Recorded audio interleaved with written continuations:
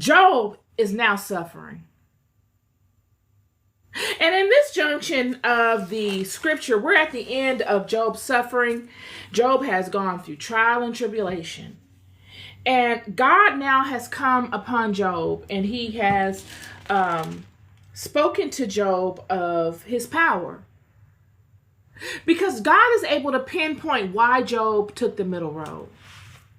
All of the things that God does to us and sends us through are to prove us and to show us more of who God is.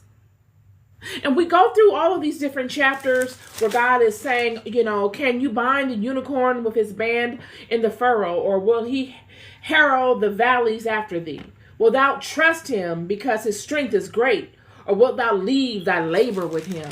He's asking all of these paramount questions that seem poetic and insignificant, but when you really ponder them, there's much wisdom that can be pulled from them as to how God is owner of everything in this realm, and how everything in this realm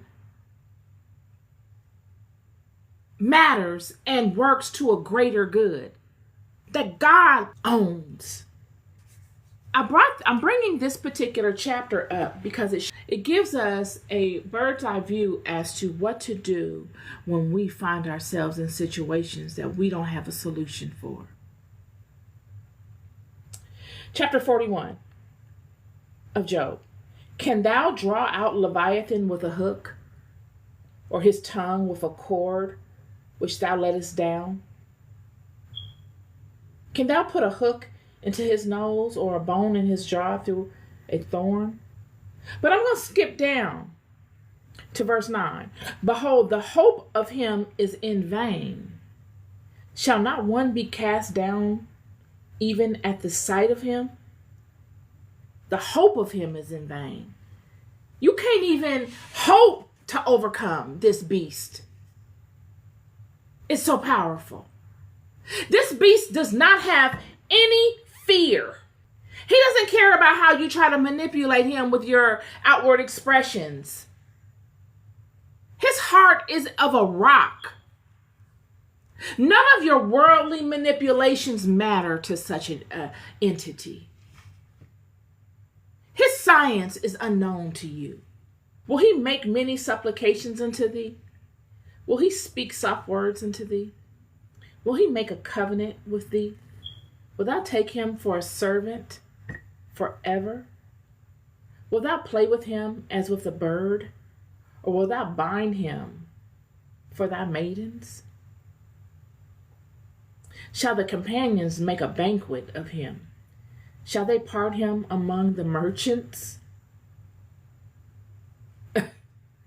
Verse 9. Behold, the hope of him is in vain.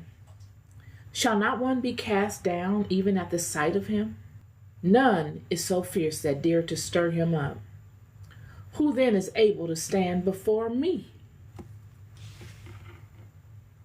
Who hath prevented me that I should repay him? Whatsoever is under the whole heaven is mine.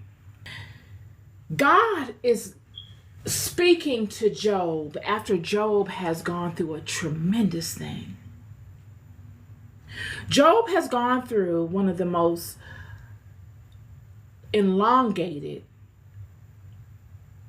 tribulatory experiences in the whole Bible. Nobody went through it like Job. All of Job's brethren that came to support him